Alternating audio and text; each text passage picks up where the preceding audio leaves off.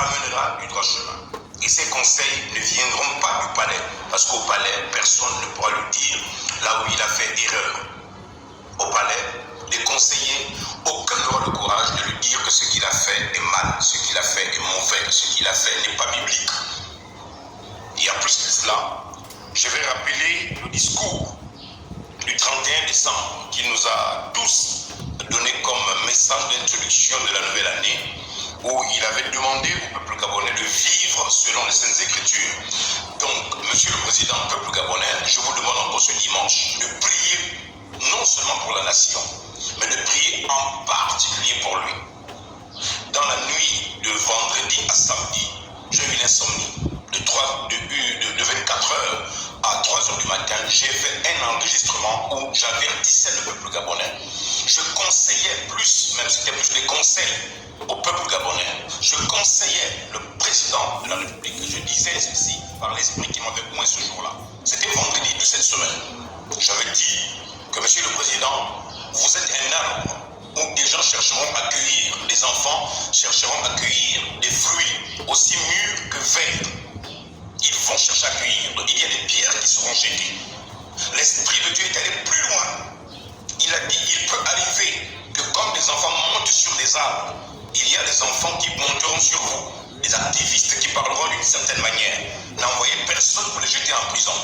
N'envoyez personne pour leur faire du mal. Parce que vous n'êtes plus seulement le président, vous n'êtes plus seulement le commandant ou le général de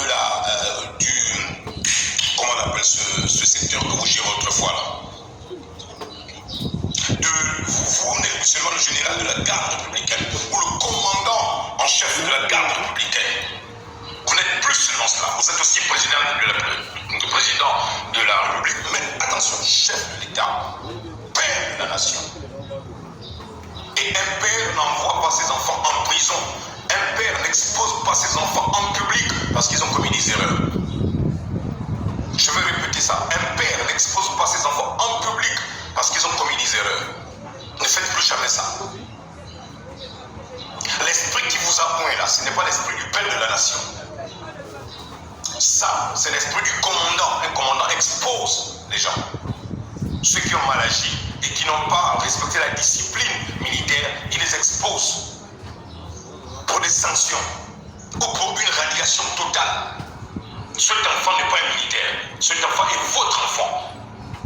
Peu importe ce qu'il a fait, il fallait avoir la sagesse et la manière de parler à cet enfant.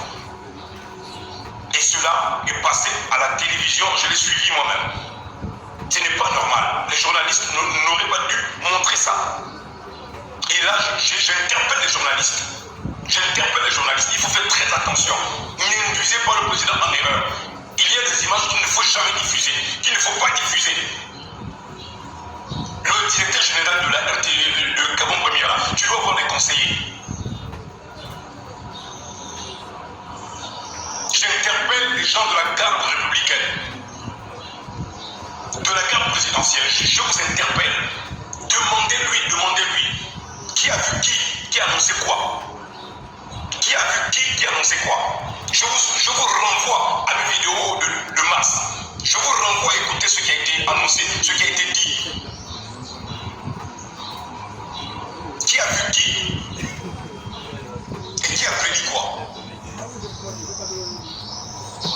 Aujourd'hui là, c'est juste un bon chocolat, un coup de gueule.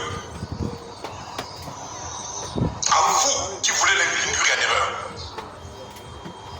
Si vous avez écouté ces deux messages de conseil là, le vendredi à samedi de cette semaine, Dieu vous a parlé, Dieu ne cesse de vous parler, mais vous ne voulez pas l'écouter, peuple gabonais. Monsieur le Président, vous ne voulez pas écouter le Seigneur. Et qu'est-ce que Dieu fera? Il permettra que les gens vous induisent en erreur pour que Mabiala corrige ça. Voilà ce que j'avais à vous dire. Vous n'aurez pas dû faire ce que vous avez fait. Et si je ne fais pas une sortie, vous commettrez encore des erreurs et les gens penseront que c'est bien. Jusqu'à ce que c'est passé à Gabon Première.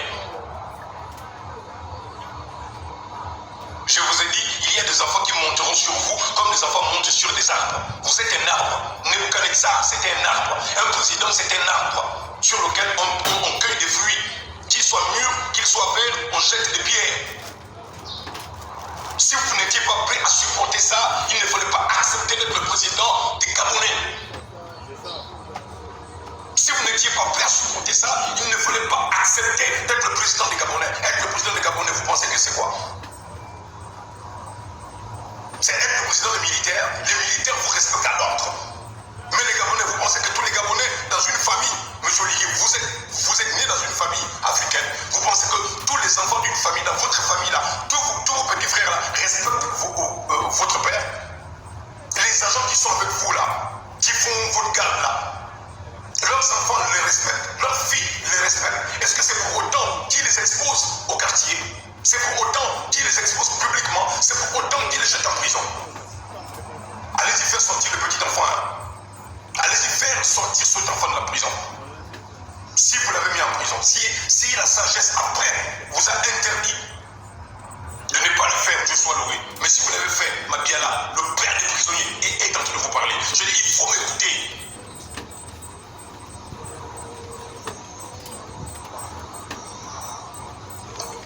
Aujourd'hui, Dieu est en train de vous tester. 7 épreuves sont sur votre chemin. 7. Voici la première épreuve de grande importance qui a un lien avec la Bible. J'ai fait un enregistrement hier. Je me suis réservé de le mettre en ligne.